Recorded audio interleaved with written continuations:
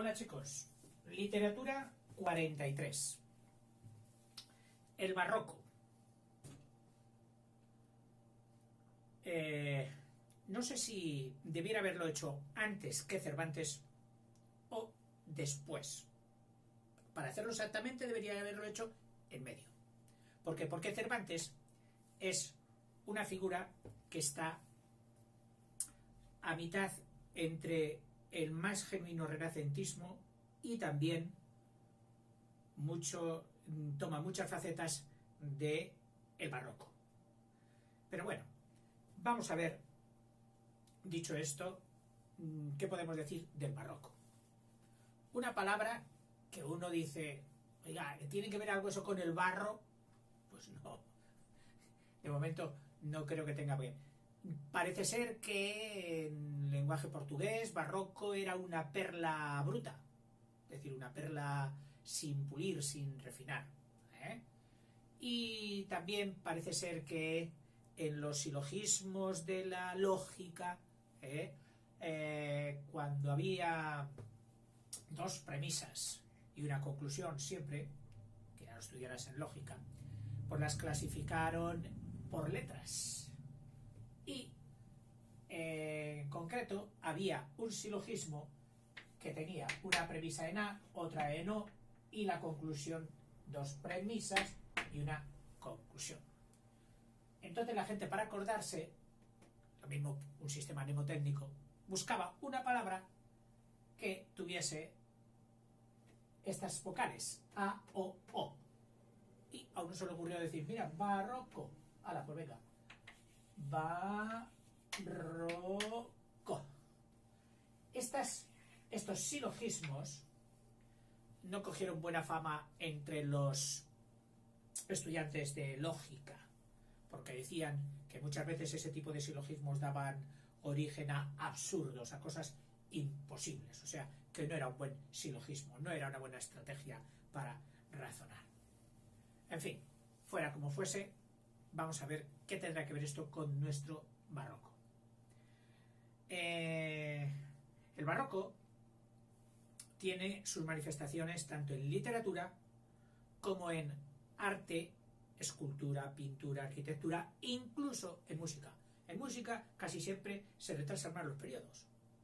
Es decir, en arte, en arquitectura, normalmente aparecen antes. Y aquí apareció el gusto por lo barroco en Italia. Lo principal del arte barroco, pues, como decía uno, el timor vacui, es decir, el temor de lo vacío. Allí queda un trozo que no hay nada, pon algo. Y aquí hay que... No, y aquí... no, ahí todavía se puede meter más cosas, más lleno. Y entonces el barroco ha pasado a significar algo muy lleno, muy... iba a decir atestado, que es una palabra que aquí en España decimos cuando algo está muy apretado, muy abigarrado, lleno de cosas. No, allí se puede meter todavía un angelito, mete un angelito, venga, que no quede nada vacío, barroco. Este arte barroco tuvo muchísima profusión, especialmente en todos los países hispanoamericanos, puesto que fueron en la época cuando se hicieron las grandes catedrales y grandes iglesias en Hispanoamérica, dependiendo todavía del reinado de España. Bien, en realidad, el periodo este barroco debieran haber dicho, oiga, mire, barroco no, barrocos. ¿Qué quiere decir? En plural, sí, porque son dos. Son dos. Mira, te lo voy a poner fácilmente con una alegoría. Van en el Titanic, ¡paf! El choque. Oye, ¿qué ha pasado esto? Automáticamente se divide la gente en dos mitades de reacción y de talante. Los unos, hay que buscar remedio, hay que buscar salvación, hay que buscar esto. Estamos muy mal, pero hay que buscar remedio, barcas, ayuda, telégrafo. Y otros que dicen, mira, de esta no hay quien nos salve. Así que, puesto que estamos muy mal, vamos ya a divertirnos. Venga, baile, que toque la música. O sea, ante una hecatombe, y la hecatombe era que el Titanic del Imperio Español ya había chocado contra los primeros icebergs, las primeras derrotas, las primeras pérdidas de colonias, y sabíamos que, o la gente intuía que aquello iba a ir pum, pum, pum, pum, pum, ¿verdad? Y entonces surge el pesimismo, y otros que dicen, bueno, pues vamos a disfrutar, no pienses en eso y vamos a disfrutar lo que podamos. En fin, señala este siglo, el siglo XVII, hasta aquí Carlos V, Felipe II, siglo XVI. En el siglo XVII se lo reparten entre tres. No sé si exactamente a terceras partes, pero bueno, es fácil acordarte, porque mira, de un Felipe II viene un Felipe III, un Felipe IV, y aquí cambian el nombre, y viene un Carlos III. Curiosamente, Carlos III lo pusieron tercero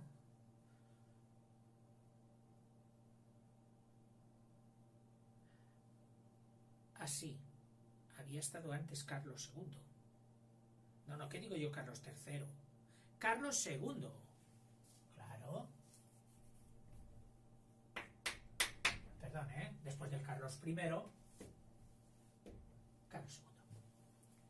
Bien, donde hubo así un pequeño fue entre lo de Felipe I y Felipe II. Este Felipe II, el gran rey, el rey de mayor imperio español, debiera haber sido Felipe I, porque en realidad su abuelo, que era Felipe el Hermoso, no llegó a mandar.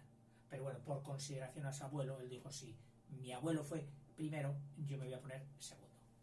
En fin. Dice, se inicia ya un periodo, la pérdida de nuestra hegemonía, de nuestro total dominio, de la política internacional. Entonces surgen dos. Primero, un desolado pesimismo, los pesimistas, desolación y pesimismo. Y dos, una alegre inconsciencia. Oye, que tienes que ser consciente. No quiero pensar en eso. Pues eres un inconsciente. Pues bueno, pues seré un inconsciente. Y además, alegre, para pasármelo bien. Una alegre inconsciencia. Hay en este periodo un desengaño ascético. Es decir, las tesis que nuestros místicos y ascetas, Teresa, Juan de la Cruz, Fray Luis de León, etc., habían propuesto como camino de salvación, como programa de vida, aquí hay un desengaño. Y la muerte, por ejemplo, que antes era un acicate para portarte bien, ahora es una rigurosa advertencia. Ten cuidado, que vas a morir. Antes era, ¿vas a morir? Oye, pórtate bien, haz obras, haz méritos, que lo que viene va a ser mejor. El muero porque no muero, muero sin vivir en mí, etcétera, de San Juan y de Santa Teresa, de los dos. Ahora no, ahora es una rigurosa advertencia. Hay, de aquí surge una desilusión, o ya no somos lo que éramos, una desconfianza. ¿Podrán arreglar esto? ¿Qué va? Esto no lo arregla nadie. Un desengaño. Oh, pues creíamos que... Anda, pues no. No. Y Por otra parte, aquí, de esta otra actitud, pues surge un desenfrenado goce, es decir, gozar desenfrenadamente, sin límite, sin freno, a disfrutar, a gozar, un poco ligado con los tópicos renacentistas, aquel de Carpe Diem y todo eso, ¿no? De los placeres, gozar desenfrenadamente, ¿de qué? De los placeres sensoriales.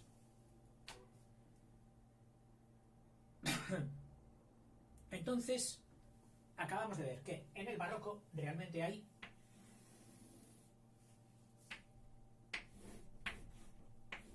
lo que se llama un contraste. Lo mismo te encuentras unas personas que están ahí y otras que están, venga a disfrutar. Lo típico del barroco es contraste. Por eso yo te decía que más que barroco son dos barrocos. Claro, pretender que todas las personas que destacaron allí, especialmente en literatura, que es con lo que estamos, se adscribiesen puramente o a lo pesimista o a la alegre inconsciencia, sería pedir demasiado. Casi todos, nos lo acaba de decir el Quijote, somos muy complejos y tenemos siempre de la A y de la B, del más y del menos, del haz y del en vez. Y por eso encontraremos literatos y poetas, el más importante quizás, Cervantes. Lo que pasa es que Cervantes cogió todo, pero le puso una letra mágica, la H de humor, e hizo una mezcla maravillosa con su Quijote. Estos ya no, exageran tanto en una parte como en la otra, en el barroco. Ante ese pesimismo, pues el cansancio engendra necesidad de nuevas formas y de nuevos temas. En las formas, los poetas quieren retorcer y exagerar. Exagerar, lo mismo que en el arte. Que exagerado, quita algo, hombre, que eso se va. No. Ellos quieren también retorcer y exagerar. ¿Exagerar qué? Pues tanto las formas literarias, que ya veremos cómo, en el estilo, en la sintaxis, en el uso de recursos literarios, exagerar, retorcer hasta el no se puede más, y en el tema, pues los temas más inesperados. Es decir, en el mismo libro te puedes encontrar un tema de un tipo trágico, oscuro, incluso nauseabundo, que da ganas casi de vomitar, y al mismo tiempo, con un contraste, otro tema donde belleza, exaltación, maravilloso, contraste, mucho contraste, barroco, contraste. Pasan lo mismo de lo insignificante a lo grandioso. Lo importante es producir conmoción, es decir, no dejar indiferente al lector, que el lector diga ahí va, y que lo diga, lo mismo, que exclame que se conmocione, que exclame su admiración o su horror, pero que reaccione intensamente.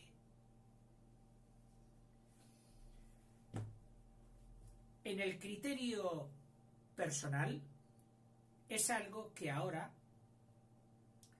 se atiende muchísimo más. En los periodos anteriores había mandado los criterios establecidos, sobre todo los criterios en la Edad Media, el criterio de la institución religiosa, y en el Renacimiento los criterios de los clásicos, y eran sus criterios los que se imponían y mandaban. Y no se te ocurriría decir nada que fuera contra Petrarca o contra Ovidio, porque Ovidio lo dijo, porque esto, porque... Ahora no. Ahora te dicen claramente, bueno, oiga, pero eso no, oiga, es que es mi criterio. ¿Ah, sí? Sí, es mi criterio. O sea, por primera vez el criterio personal sale a flote, se impone. Esa autosuficiencia que se había venido dando al hombre, al humanismo, como centro de toda medida, estética y de pensamiento, ahora tiene sus frutos en un paso más, que es la individualidad. Es decir, el hombre sí, pero no el hombre como ser genérico, no, el hombre como yo, que soy yo. Esto me parece bien a mí, solo a mí, y yo lo voy a defender a capa y espada. O sea, lo unipersonal, el criterio personal. Hay una tendencia a la exageración en todo, es decir, a extrapasarse, a extrapolar, a pasarse, tanto en todos los aspectos, a pasarse a la exageración.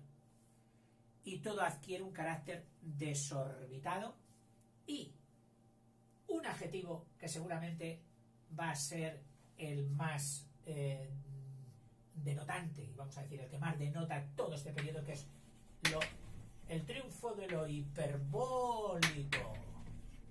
Mira tú por dónde ¿cómo se dice? El recurso estilístico, que yo me olvidé en el vídeo que hice de recursos literarios. Me olvidé de la hipérbole y todos me los decís. Oiga, se ha olvidado de la hipérbole. Y yo os pongo en los comentarios, digo, menos mal que es el más fácil de entender, que es la exageración. Bueno, pues lo hiperbólico es lo que manda en el barroco. Hay al mismo tiempo también un dinamismo.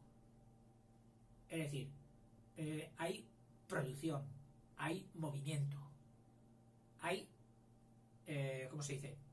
Impaciencia, actividad, por una cosa o por la otra. Pero no es un periodo lánguido, es un periodo activo.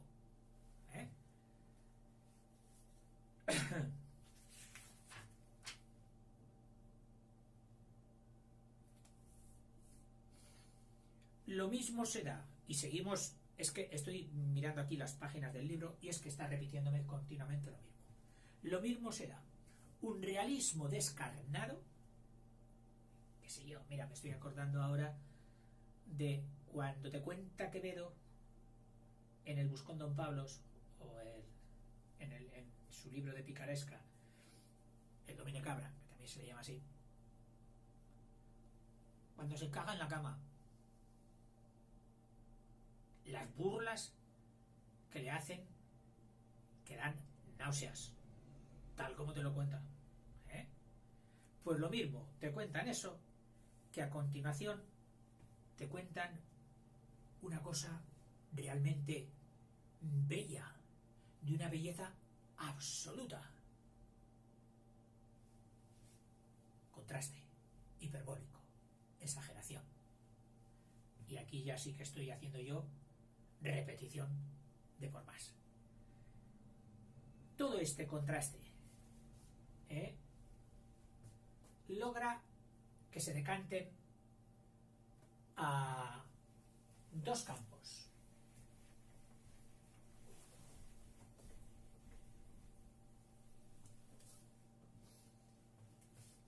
El campo,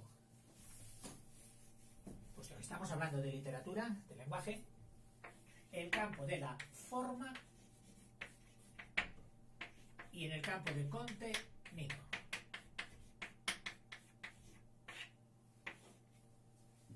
En el campo de la forma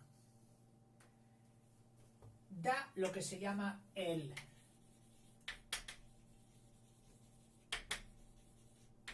culteranismo. ¿Por qué? Porque la pretensión de estos señores era aparecer ante los demás como muy cultos, tan cultos que incluso despreciaban el ser entendidos por todo aquel que no tuviese su nivel. Claro, esto socialmente puede ser muy contestado. Y de hecho, lo fueron. Estos culteranos. Ya vamos a ver.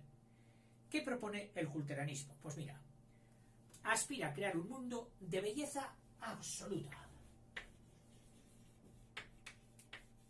Absoluta significa que no se puede llegar a más. Es decir, esto es lo más bello. Yo voy a conseguir solo lo más bello. Oye, es que no te van a entender. No me importa. Para mí es lo más bello, lo unipersonal con la aspiración a lo más bello. Atendiendo sobre todo a valores sensoriales. Color, musicalidad, forma, etcétera, etcétera. Que en parte son lo mismo que los del renacentismo.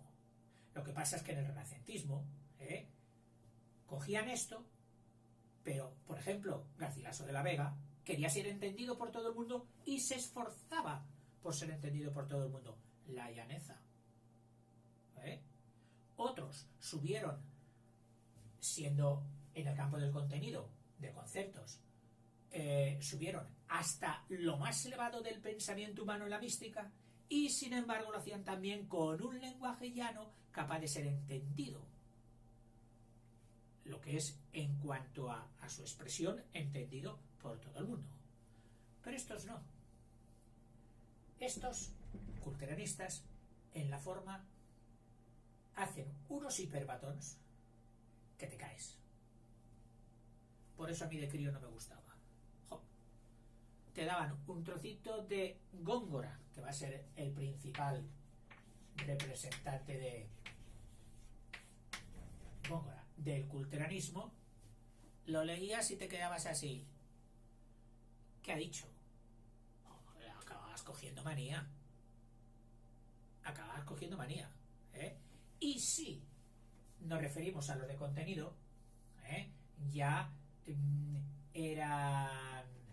eran un poquito más inteligibles, a base de que te lo explicaran, pero estos ni explicándotelos. Eran dificilísimos. Con el contenido sí. Por ejemplo, Quevedo, todos estos, bueno, te lo explicaban y te decían, pues sí. El doble sentido, etc. ¿A qué recurren? Pues recurren, para lograr toda esta belleza, recurren a todos los recursos estilísticos. Especialmente uno, el que triunfa. La metáfora.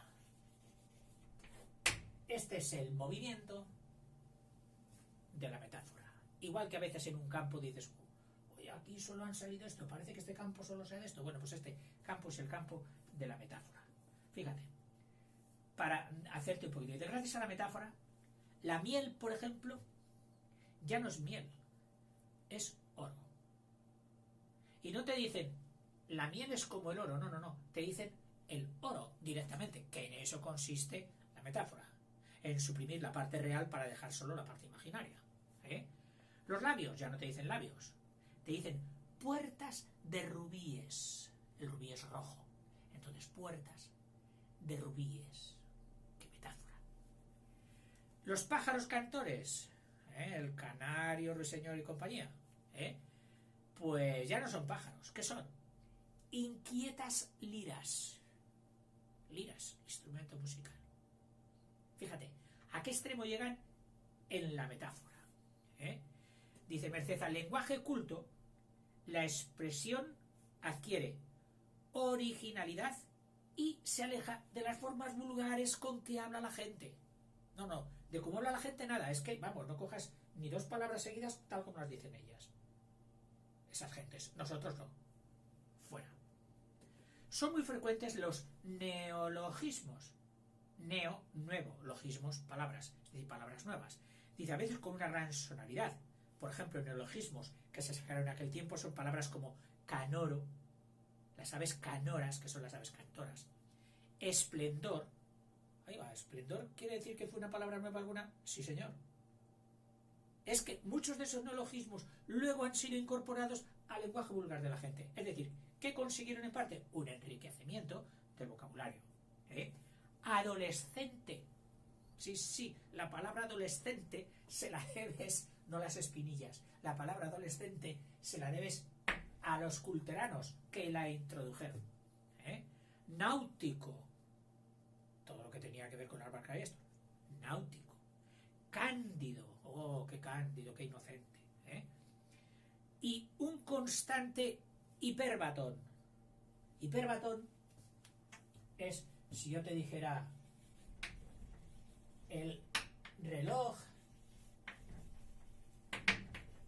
del tiempo nos acompaña. Que esto no tiene hiperbatón, porque esto es el sujeto, esto es un complemento de sujeto, y aquí ya entraría, bueno, aquí hay un poquito, acompaña sería el núcleo del predicado verbo y nos sería un complemento verbal. Pues tú imagínate que estos señores así, sin pensárselo, agarran y dicen, del tiempo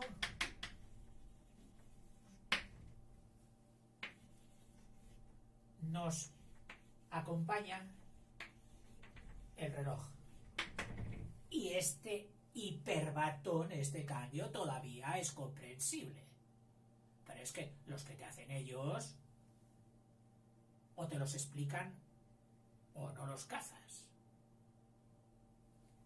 Bien. La atención del poeta culterano se concentra en la belleza sensorial, que ya lo hemos dicho, sobre todo en el color, luz y sonido. Dice, aunque los rasgos expresivos de este culteranismo parece que sean originales, realmente están siguiendo la corriente del sur, la corriente del mediodía, la corriente de la escuela andaluza, de Fernando de Herrera, etcétera, etcétera, donde la brillantez y lo externo de formas se imponía a cualquier consideración de la forma o contenido. Como el conceptismo, que es, así como el culteranismo, es el producto de la aplicación de las ideas barrocas en la forma, la aplicación de las ideas barrocas en el contenido, va a dar lugar al conceptismo,